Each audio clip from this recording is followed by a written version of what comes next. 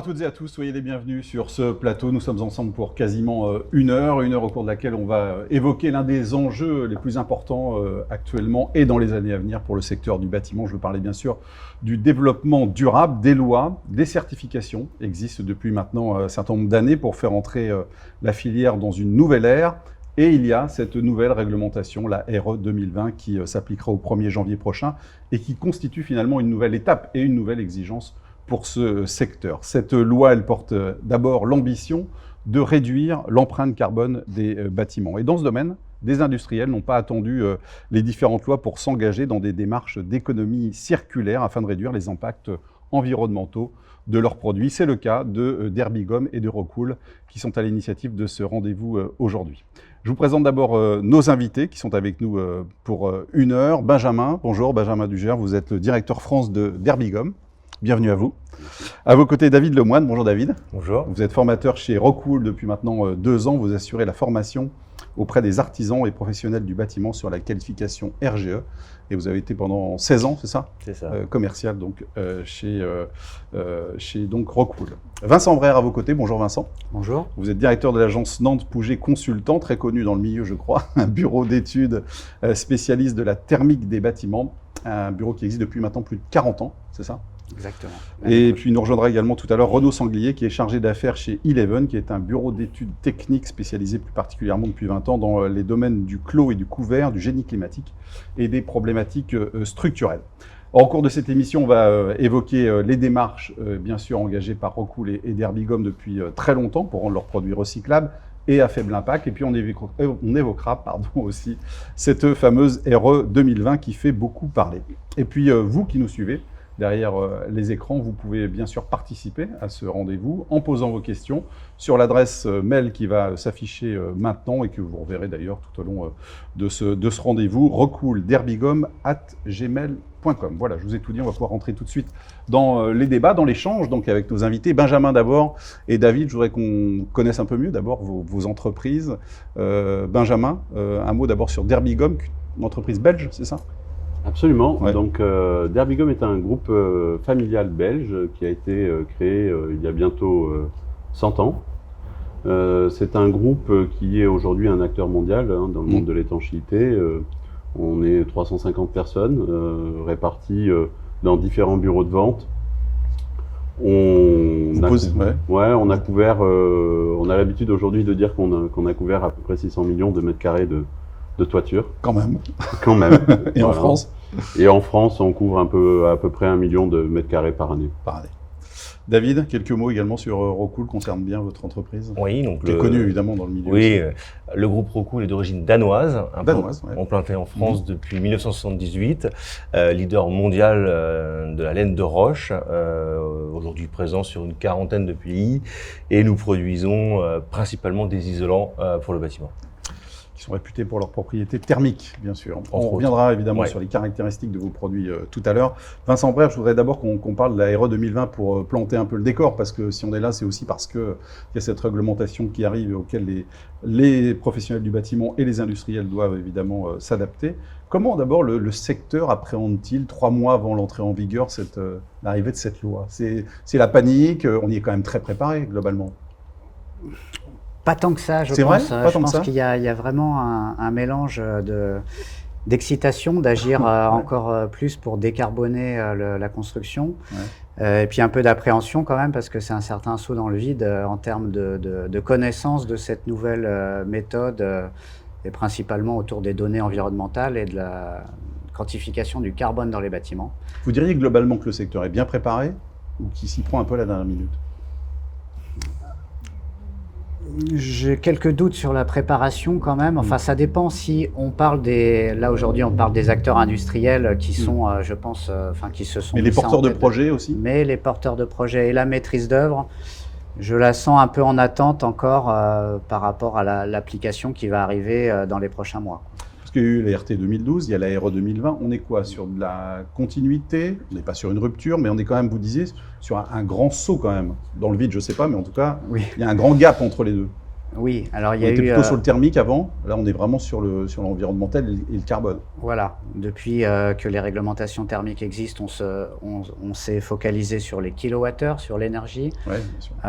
Depuis 2017, par contre, il y a eu une phase d'expérimentation qu'on a appelée E+C-. Exactement, c'était un label en fait. C'était un label, une expérimentation qui a été voulue par les pouvoirs publics justement pour préparer l'arrivée de la RE 2020. Donc le E pour l'énergie et le C pour le carbone. C'était plutôt intelligent d'ailleurs comme démarche. C'était très intelligent et heureusement qu'on a fait ça pour justement préparer une partie de la profession, de la filière à cette nouvelle ambition bas carbone. Et globalement, est-ce qu'il y a eu beaucoup de bâtiments, je peux vous demander un chiffre précis, mais qui ont été E+, C-, et surtout le C- d'ailleurs qui compte? Il y a eu des efforts donc. Déjà. Il y a eu beaucoup de bâtiments, j'ai pas en tête les chiffres, mais quand même des milliers de logements et des 30 000 ou 50 000 mètres carrés de bureaux quand même qui ont été testés dans ces conditions-là. Au 1er janvier, seuls les bâtiments neufs seront concernés, on est d'accord, hein, dans un premier temps en tout cas. Oui, alors les bâtiments neufs résidentiels. Résidentiel. Au 1er janvier. D'accord, pas le bureau encore. Le bureau en juillet 2022 et l'ensemble des bâtiments neufs toujours, hein, on ne parle que de construction neuve, en janvier 2023. Pourquoi est-ce que le bâtiment, il est tant en première ligne finalement des objectifs de neutralité carbone? Le bâtiment, c'est entre 25 et 30% des émissions de gaz à effet de serre au niveau national, donc forcément ça pèse un peu. Il y a la construction neuve qui pèse une petite part, mais il y a derrière aussi tout ce qui est bâtiment existant, qui est un autre sujet, mais qui va se faire embarquer aussi dans cette approche environnementale. Quand on parle de diminuer l'impact carbone des bâtiments, c'est ce que dit la loi, on parle de quoi précisément? Est-ce qu'on parle de l'exploitation uniquement? Expliquez-nous ce que ça recouvre précisément. Alors il y a deux indicateurs. Il y a un premier qui s'appelle IC Construction, où là on va compter donc toute l'empreinte carbone de tous les produits de construction qui sont mis en œuvre sur le bâtiment et sur 50 ans de leur exploitation. De l'exploitation. 50 ans. Ouais. 50 ans. Ça c'est la partie enveloppe construction. Et il y a l'indicateur IC Énergie qui lui caractérise eh bien la transposition des kilowattheures en équivalent CO2 pour les usages liés au chauffage, à l'eau chaude sanitaire et à toutes les consommations du bâtiment, pareil sur 50 ans. Par rapport aux 50 ans, ça veut dire que les matériaux de construction ne doivent pas émettre, c'est ça? C'est quoi en fait précisément? Ça veut dire quoi? Qu'ils doivent être neutres en carbone? Ça, ce sera l'idéal, mais disons qu'on compte leur empreinte environnementale. Donc chaque produit mis en œuvre est caractérisé par une donnée environnementale dont on reparlera après. C'est l'analyse du cycle de vie du bâtiment. Donc on compte de la construction du produit jusqu'à sa déconstruction. Quelle est son empreinte additionnée à tout ce qui doit être mis en œuvre. Et il ne doit pas dépasser un certain seuil? Il y a des seuils à respecter en effet. Et ces seuils sont voulus, prévus, évolutifs. On sait déjà qu'on a une feuille de route avec des renforcements de l'exigence sur le carbone tous les 3 ans pendant une dizaine d'années. On y reviendra peut-être tout à l'heure. Merci pour ce point. David et Benjamin, j'aimerais qu'on parle un peu des caractéristiques de vos produits. David, d'abord, c'est quoi finalement les atouts de la laine de roche et c'est utilisé dans quel cadre? Alors, la laine de roche, évidemment, c'est un isolant thermique. La laine de roche est connue pour ses excellentes propriétés thermiques, mais aussi elle est reconnue pour son comportement au feu extraordinaire, puisque c'est de la roche, donc la roche ça brûle pas. Également pour ses performances acoustiques, et puis surtout c'est un matériau qui est dense. C'est d'ailleurs la densité qui permet d'avoir cette performance acoustique, mais également la densité permet la durabilité du produit. Puisque vous savez que ce qui isole, c'est l'air. Donc si un produit est dense, il ne va pas se tasser, et donc il va garantir son épaisseur et donc le maintien des performances dans le temps. Voilà. Et enfin, c'est un produit qui est recyclable surtout à l'infini, parce qu'il est issu d'un matériau qui est de la roche volcanique, le basalte, extrêmement abondant sur la planète. Vous m'avez dit que c'était la barbe à papa du caillou, j'aime bien cette expression, c'est une bonne expression. Schématisé comme ça. À combien vous l'estimez la durabilité? Alors, aujourd'hui, on a pu mesurer que les performances d'une laine de roche sont identiques sur au moins 50 ans. Ça tombe bien, voilà, ce que vous disiez Vincent. Tout à fait. Et les performances thermiques restent pendant 50 ans? Complètement. D'accord. Benjamin, Derbigum, vous nous l'avez dit, c'est un groupe spécialisé dans les solutions d'étanchéité. On va être un peu plus précis peut-être. Comment est-ce qu'elles sont fabriquées et où sont-elles posées? Alors, nos membranes d'étanchéité, en fait, effectivement, on est un groupe spécialisé dans la fabrication de membranes d'étanchéité, plus particulièrement. Donc, elles sont fabriquées en Belgique.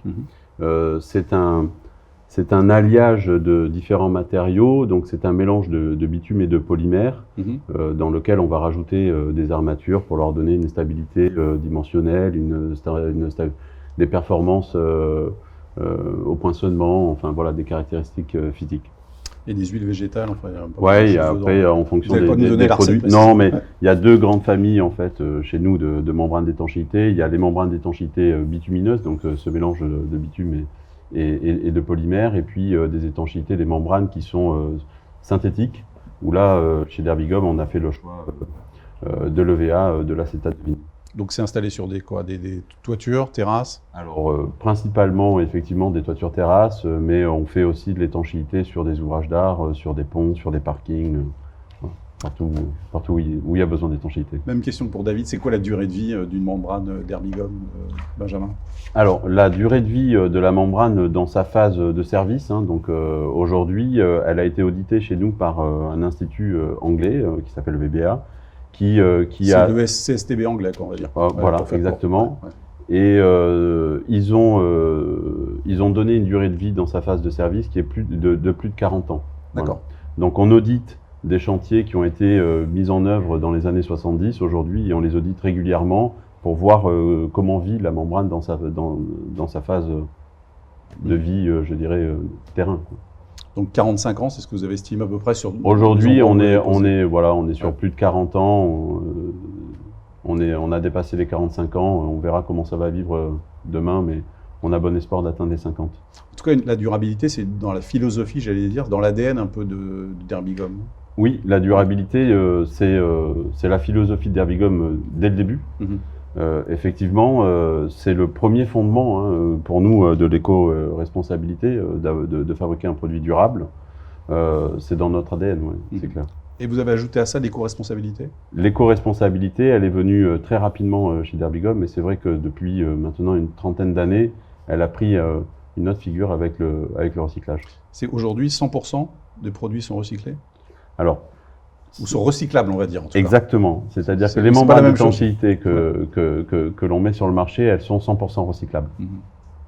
Il date de quand finalement ce virage éco-pionnier, j'allais dire, de l'entreprise? Le virage sur la partie recyclabilité des produits, il est arrivé il y a une trentaine d'années. On a eu à ce moment-là un directeur d'usine qui voyait très mal ces chutes de production, notamment. Il ne vivait pas bien, ouais. Ouais, il ne vivait pas bien de voir ces chutes de production partir à la benne, comme on dit, en tout cas partir en déchets.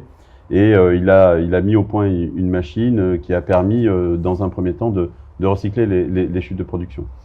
Voilà. Et donc ça, c'était il y a une trentaine d'années. Et rapidement, il y a eu une prise de conscience chez Derbigum sur la disponibilité des ressources dans le futur, sur le besoin de faire mieux. Et donc, on est passé des chutes de production aux chutes de pose.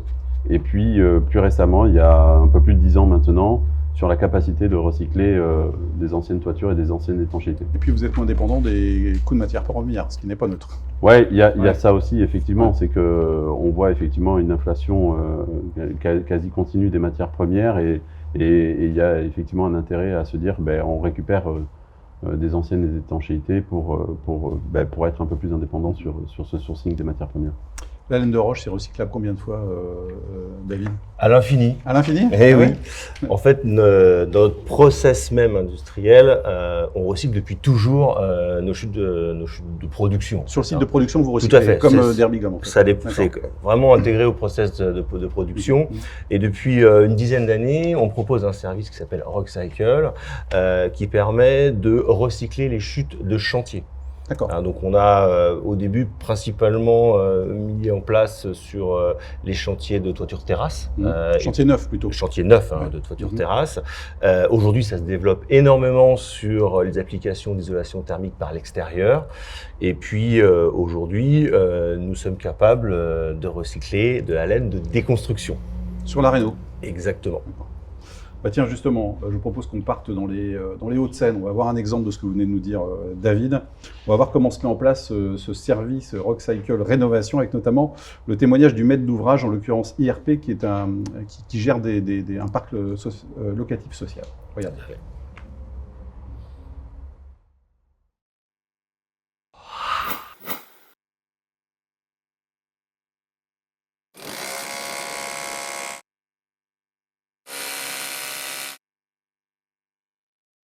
Nous avons la chance d'avoir un isolant géosourcé qui est recyclable à l'infini. Aujourd'hui, les déchets utilisés en usine sont également réutilisés dans le process de fabrication. Donc on a voulu aller plus loin et effectivement être en mesure de récupérer les déchets générés par les chantiers. Le cycle est assez simple en fait. Lorsque vous avez un chantier de façade ou un chantier d'étanchéité, où vous avez une commande en fait de laine de roche, vous pouvez donc prendre l'option Rockcycle. En remplissant donc votre commande et la fiche Rockcycle, donc vous précisez que vous voulez en fait bénéficier de cette prestation de recyclage.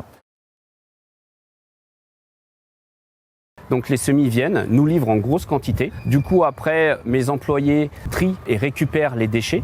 À partir du moment où on a suffisamment de big bags remplis, nous appelons Recool qui eux font venir un camion et viennent chercher tous ces sacs de big bags pour pouvoir les retraiter. C'est un service clé en main pour nos clients.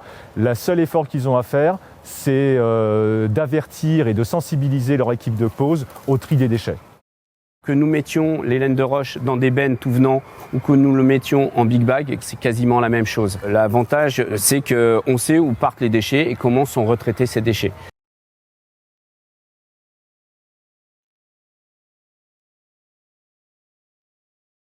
Nous, ça nous permet de valoriser un chantier qui se passe bien et qui prend en compte les problématiques écologiques. Donc ça donne une image très très positive du chantier, à la fois pour nos partenaires, mais aussi pour nos locataires. Et ça, c'est très intéressant et ça crée un dialogue tout à fait différent par rapport aux contraintes chantier. On est très content aujourd'hui d'être en mesure de pouvoir étendre notre programme. Comme on peut le voir sur ce chantier, on est dans des zones beaucoup plus urbaines, beaucoup plus denses. Donc il a fallu adapter notre type de transport pour venir chercher en fait les déchets générés par ces chantiers. Donc avec des camions plus petits, nous sommes à même aujourd'hui de pouvoir proposer cette offre à l'ensemble des chantiers sur l'ensemble du territoire français. C'est des sujets qui sont importants, qui ne sont que trop peu traités aujourd'hui et c'est l'avenir de nos métiers que de se tourner vers ce genre de sujets. On est vraiment dans la démarche écologique et je pense qu'aujourd'hui, les chantiers d'aujourd'hui et de demain doivent être vraiment traités de cette manière.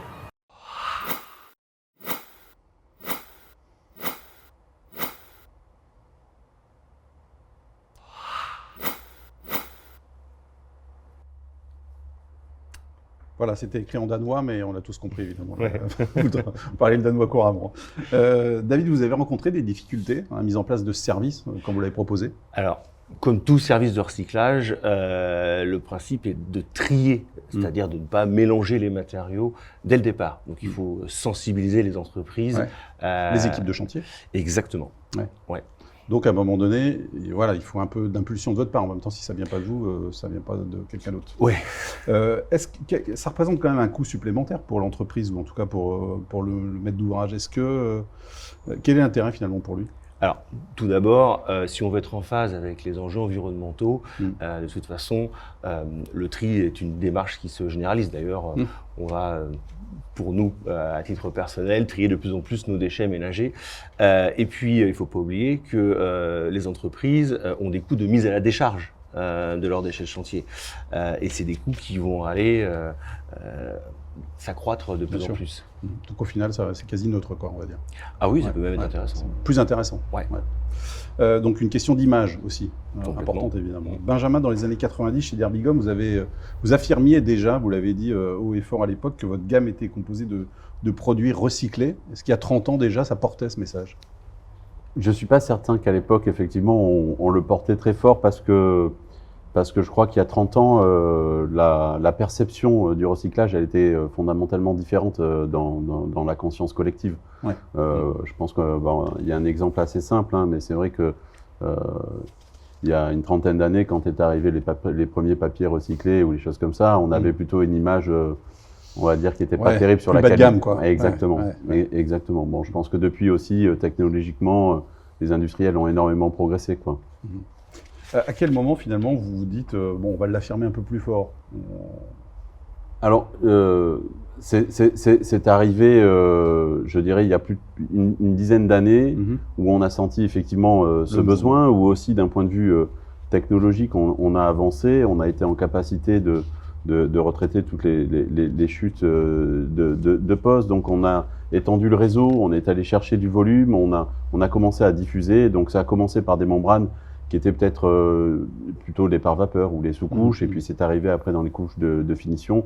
Il y a toute la démarche aussi, tout le besoin de certification, de montrer aussi notre capacité à bien connaître tous ces produits-là et à gagner en régularité. Donc voilà. C'est quand même votre produit, la Derby Gum NT, c'est ça, hein? Ouais, c'est la gamme. Là, vraiment marque le virage quand même. Ouais, complètement. Ouais. Le Derby Gum NT est arrivé en 2009 sur le marché français. Et là, c'est combien de produits recyclés à l'intérieur? Alors, ça dépend, mais sur les couches de finition, on est à 25% de matières premières recyclées dans le produit. Globalement, aujourd'hui, la base du recyclage, c'est donc des chutes de production, c'est ça? Chutes de production, c'est le début. Ouais. Donc, les chutes de pose. Donc, on a commencé à mettre un réseau en place. Alors, au départ, en périphérie de l'usine. Donc, on a l'usine en Belgique. Donc, on a choisi le marché belge, où on a mis en place des big bags chez tous les distributeurs pour effectivement récupérer ces chutes de chantier, avec tout le travail qui était dit sur le besoin de trier et le contrôle du triage qui est déterminant. Et puis petit à petit, le besoin de tonnage s'est diffusé, donc on a élargi le cercle à la Hollande, et puis en 2021, à la France, on installe 30 points sur le territoire français, 30 points de collecte. Et puis la déconstruction, maintenant. Ouais. La déconstruction qui est arrivée effectivement avec cette capacité d'aller récupérer des anciennes toitures et de les rapatrier à l'usine, et effectivement, et d'en faire un produit neuf. Plutôt sur des petites surfaces au départ? Vous êtes aujourd'hui sur des grands chantiers de réseau? Alors on est plutôt sur des grands chantiers. Je crois que le dernier en date très important, c'est une usine automobile de 180 000 m². On est aujourd'hui en phase de négociation sur un site de 50 000 m² pour récupérer une étanchéité qui avait été posée début des années 80. Ils démolissent l'usine pour en faire autre chose. Et donc, ce besoin, effectivement, cette capacité à recycler les matériaux a été vu comme étant un point très fort. Vous recyclez combien de tonnes par an aujourd'hui? Alors, aujourd'hui, on est à un peu plus de 5 000 tonnes par an. Ouais. Ça évolue constamment, hein. On était à 4 000 tonnes il y a 2-3 ans. On a une capacité aujourd'hui qui est de l'ordre de 8 000 tonnes et on investit régulièrement sur ce marché-là. Enfin, on sait que ça va s'accroître. Ça ne va pas s'arrêter. Non, c'est que le début. Justement, je reviens là 10 ans en arrière. Vous me disiez que 2009, effectivement, il y a ce virage-là avec le Derby Gum NT. Comment il a accueilli le produit à l'époque? Il y a un scepticisme, vous arrivez à convaincre? Pas trop. Non? Voilà, je pense qu'on avait un peu d'avance. Ouais, faut mieux ça que d'être en retard. Ouais, exactement. Mais bon, parfois ça peut être compliqué. Non, je pense que sur le départ, effectivement, il y avait plusieurs problématiques. Il y avait une problématique de coût. C'était un produit qui était à l'époque plus cher. Il y avait une problématique de conscience collective. Voilà, je dirais le sentiment, la sensibilité environnementale était pas la même. Et donc c'est un produit au départ, qui a eu du mal à décoller. Et le changement, vous l'avez senti quand? Maintenant, là, à ce point-là? Ouais, c'est très récent. Ah ouais. Je dirais qu'effectivement, depuis 2020 et 2021, on voit une accélération effectivement de nos volumes, clairement, parce qu'il y a une sensibilité qui est différente, parce qu'il y a un besoin, parce qu'effectivement, il y a aussi sur le marché des gens qui se préparent à la réglementation à venir. Oui, bien sûr. Ouais. Tiens, justement, vous parlez de l'intérêt de certains clients. On va en rejoindre un qui est en direct avec nous. Il s'agit de Christophe Accard, qui se trouve d'ailleurs aux mines de Rungis. Christophe Accard, j'espère que vous êtes bien avec nous. Bonjour Christophe Accard. Bonjour. Vous êtes le directeur d'exploitation sur le marché de Rungis. D'abord, quelques mots sur le marché lui-même. Le marché de Rungis représente une emprise foncière de 240 hectares. À titre d'échelle, c'est la principauté de Monaco. C'est 176 pavillons, bâtiments, entrepôts qui y sont implantés. Et ça représente 1 million de mètres carrés couverts. Et puis, dans le cadre de notre plan 2015-2025, nous investissons sur le marché de Rungis 60 millions par an dans la construction. Rungis, c'est quand même un marché qu'on peut qualifier globalement de vert depuis plusieurs années maintenant. Comment ça se traduit principalement, Christophe Accard? Alors, l'activité du marché de Rungis génère 50 000 tonnes de déchets de produits d'emballage, qui sont essentiellement du carton, cagettes, plastique, du polystyrène.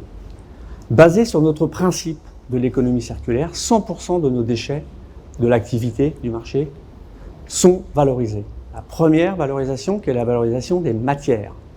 Le tri, c'est plus de 50 000 tonnes de produits qui sont triés à l'année.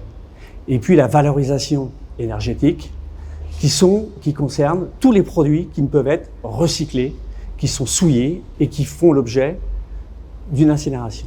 Et puis enfin, les fermenticibles, qui sont dirigés vers des filières de méthanisation ou de compost.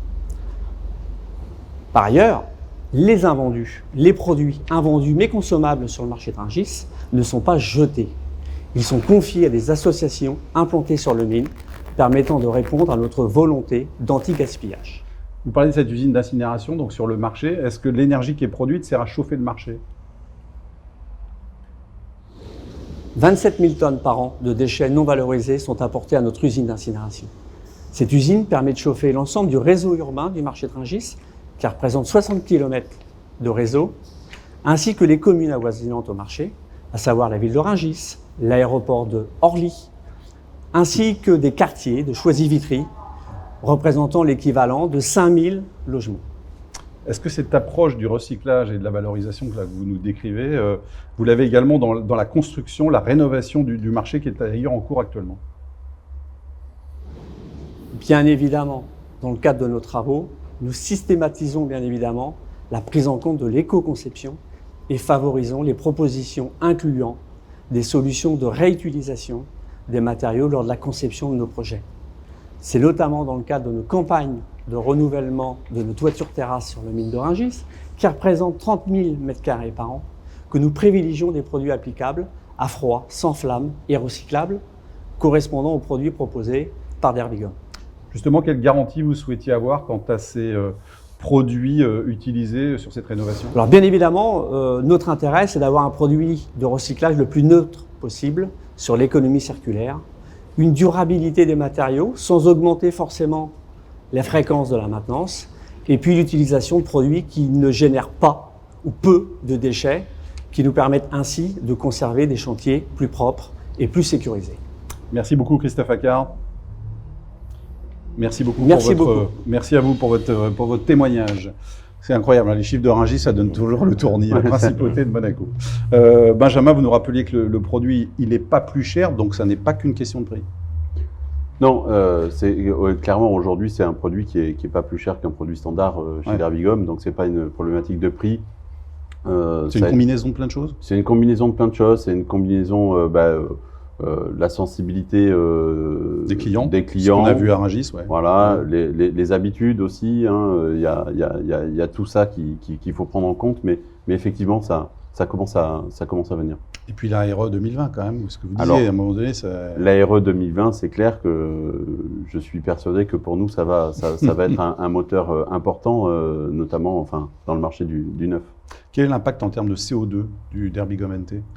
Alors l'impact en termes de CO2 d'une membrane Derbigum NT, elle est grosso modo 3 fois moindre qu'une membrane standard, qu'un système d'étanchéité standard qu'on retrouve sur le marché.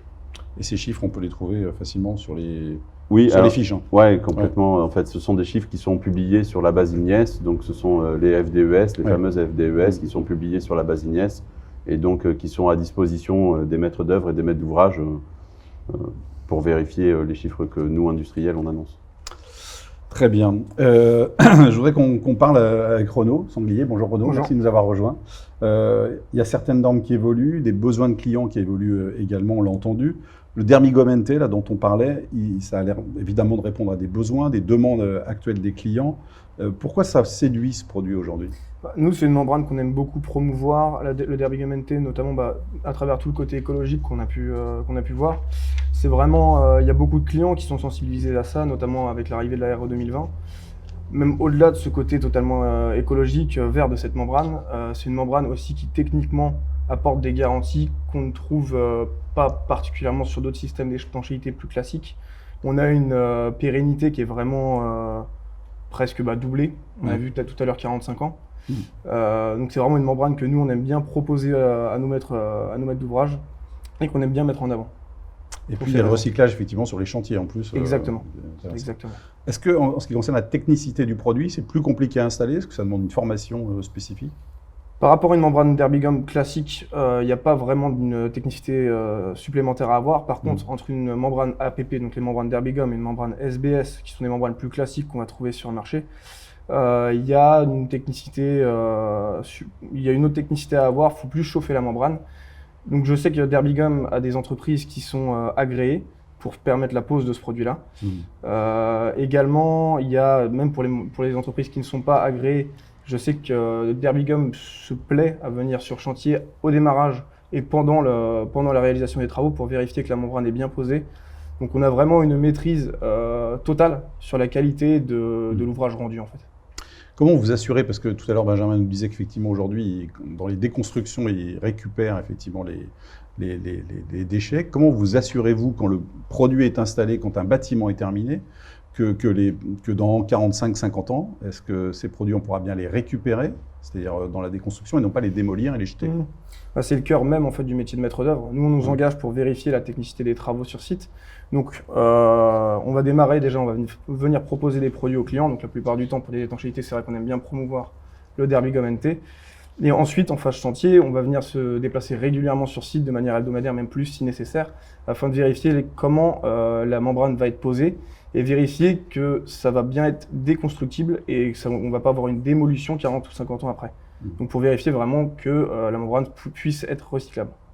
Vous ressentez, vous, cette appétence en ce moment, effectivement, dans le secteur là, on a beaucoup de clients qui commencent à devenir très sensibles à cette membrane-là.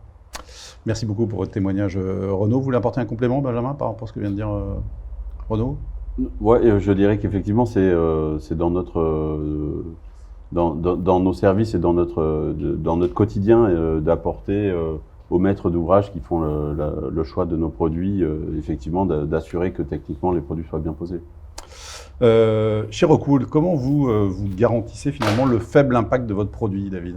Alors, tout d'abord, il faut rappeler que la vocation même d'un produit isolant est de limiter la consommation d'énergie et donc limiter l'impact sur l'environnement durant l'usage du bâtiment.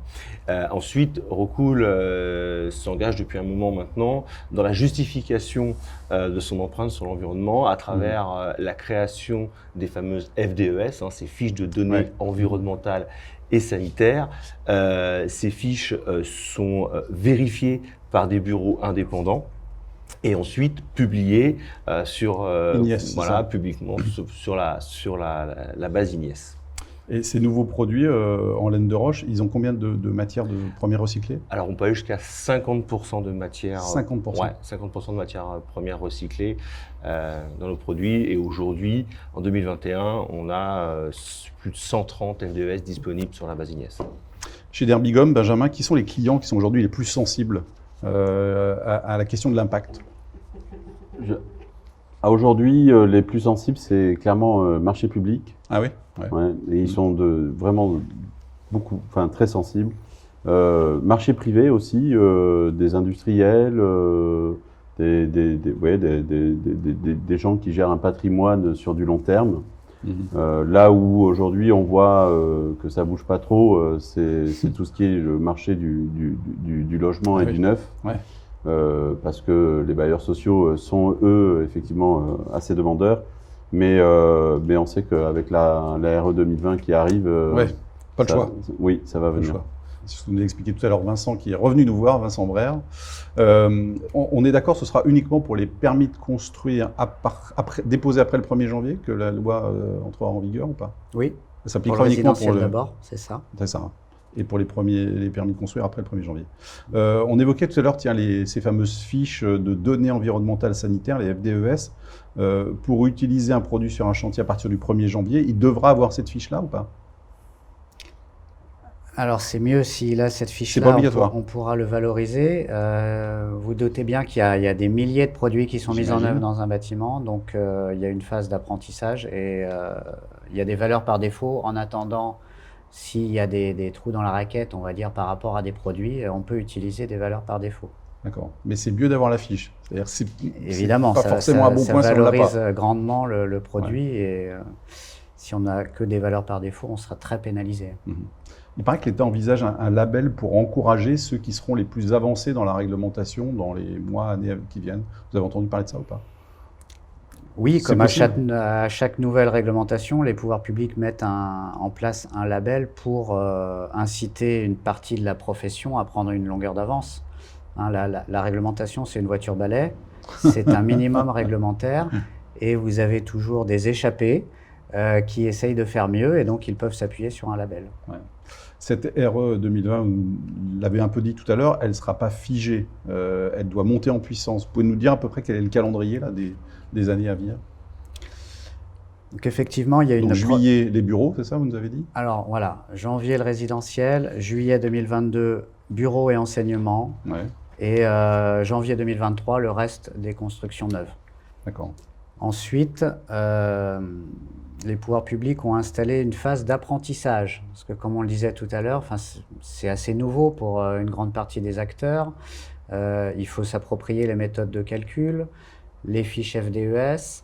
Du coup, on a 3 ans, on va dire, où on est sur une approche pas trop contraignante. Et donc, à horizon des permis de construire de janvier 2025, là, il y aura un renforcement des exigences en termes de carbone, que ce soit sur l'enveloppe, sur la construction et sur l'énergie. Et ensuite, pareil, en 2028 et encore en 2031, à chaque fois, on va renforcer de l'ordre de 15 à 20% les ambitions. David, il y aura clairement un avant et après. Enfin, on le voit, on vous entend tout à l'heure, tous les deux, Benjamin et David. Oui, après RE, quoi. Ça va évoluer et puis on continue d'alimenter la base Inès de nouvelles fiches FDES qui permettent d'alimenter les modules de calcul de cette fameuse RE 2020. Je voudrais qu'on prenne vos questions maintenant, puisque on vous le disait tout à l'heure, vous l'avez vu s'inscrire tout au long de l'émission. Vous pouvez nous poser vos questions via l'adresse rockwoolderbygum@gmail.com. Je vais regarder si on a déjà des questions qui nous sont arrivées. Une question pour vous, Benjamin. Comment prouver que votre membrane est meilleure dans la RE 2020? C'est la question pour aussi pour David. Ouais, c'est comment prouver la performance de la membrane. Donc c'est ce que je disais tout à l'heure. En fait, c'est aller sur la base Ignies et regarder effectivement les différentes FDES et à partir de là, on a une lecture de la performance des différentes membranes et on voit celle qui a l'impact carbone la plus faible. Une question David, même réponse. Mais oui, la FDES, c'est le seul document objectif qui existe dans le bâtiment et qui mesure l'impact environnemental d'un produit. Alors, une autre question, mais je ne les vois pas bien parce qu'elles sont cachées. Quel système d'étanchéité peut être mis en place avec cette membrane à base de bitume recyclé? Alors, la gamme NT, en fait, c'est une membrane d'étanchéité qui est semblable aux gammes traditionnelles. Donc, on peut mettre en place sur exactement les mêmes types que les membranes classiques. Autre question, bitume pétrole, votre membrane s'affiche bas carbone, est-ce que c'est pas un peu du greenwashing? Ouais, c'est sûr que... Ah oui, mais ça, dès qu'on fait les choses bien... Non, c'est complètement logique. Parler d'écologie ou d'éco-responsabilité quand on travaille du bitume, a priori, c'est compliqué. Maintenant, il faut savoir que le bitume, c'est un produit secondaire du pétrole, c'est-à-dire que c'est issu du raffinage et c'est le déchet. Donc on en fait 2 choses, on en fait des membranes d'étanchéité, on peut en faire de la route aussi. Et puis après, c'est se dire, on a besoin de faire de l'étanchéité et c'est une technologie qui fonctionne bien.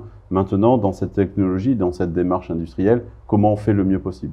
Et aujourd'hui, c'est justement tout l'enjeu du futur des membranes d'étanchéité bitumineuse pour nous, c'est de se dire que ces membranes qui sont peut-être les premières technologies qui sont apparues, donc qui peuvent être catégorisées comme étant un peu anciennes ou vieillottes, en fait non, c'est le futur parce qu'on a la capacité de les recycler à l'infini et donc on est vraiment dans cette boucle d'économie circulaire et c'est complètement nouveau dans notre domaine d'activité.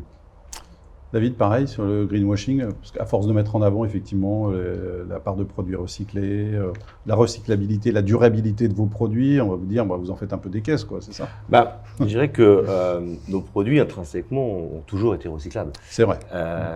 Donc quelque part, on communique plus dessus parce que c'est un peu plus dans l'air du temps et que les clients attendent ces informations, mais la laine de roche a toujours été constituée de roche et donc naturelle par essence.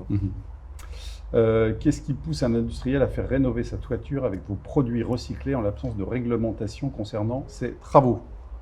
Question valable pour les deux.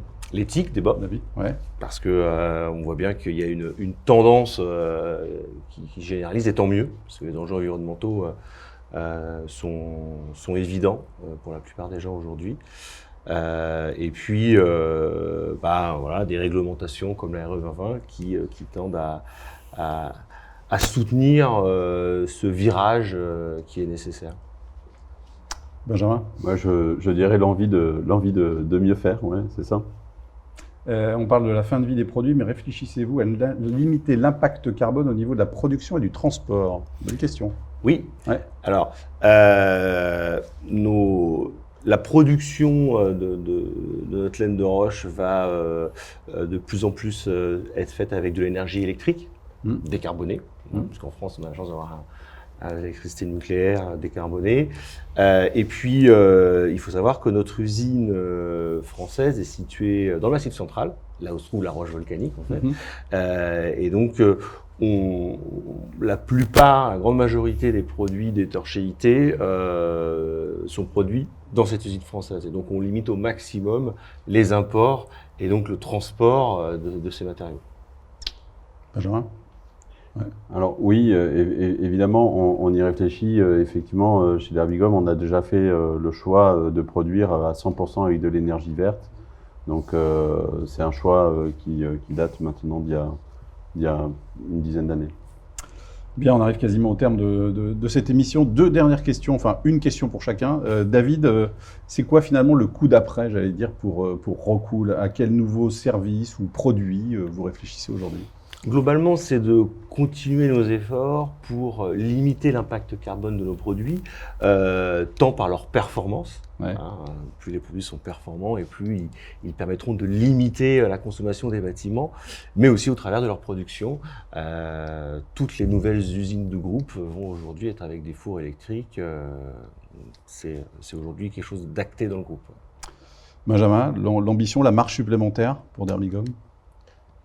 Plus de recyclage, ouais. Donc ça veut dire plus de volume, mais ça veut dire aussi augmenter le taux de produits recyclés. De produits recyclés dans les produits. Et effectivement, c'est tout l'enjeu à venir pour nous. Et en termes de pose de Derbigum NT, vous imaginez qu'il y en aura combien de posés d'ici aujourd'hui, que ce soit en tout cas le produit principalement posé? Oui, alors aujourd'hui, ça représente à peu près 5% de nos volumes. Donc c'est vraiment, on est vraiment en démarrage. Moi, j'ai pour ambition, effectivement, que dans les 3 ans à venir, on soit à 50%. 50%. Ouais, c'est ambitieux, mais je pense qu'on peut être vraiment aidé par le fait que c'est une membrane qui ne coûte pas plus cher. Allez, tiens, une dernière question pour Vincent Brère. Est-ce que vous pensez que la RE 2020 va faire réfléchir à changer les modes constructifs? Oui, clairement. On l'a vu, ça embarque tous les professionnels du bâtiment. Par contre, comme on le disait tout à l'heure, ça va être par palier. Ça va se faire de façon lente, naturelle, on va dire, et sans opposer les filières. C'est ce que veulent aussi les pouvoirs publics. À un moment donné, il y en aura pour tous les goûts, et le bon matériau au bon endroit, c'est la clé de la décarbonation. Merci de votre présence, Vincent Brère. Merci aussi à Renaud Sanglier et merci à David et Benjamin de votre présence. Merci à vous d'avoir suivi ce rendez-vous proposé donc par Rockwool et Derbigum. À bientôt, merci, au revoir.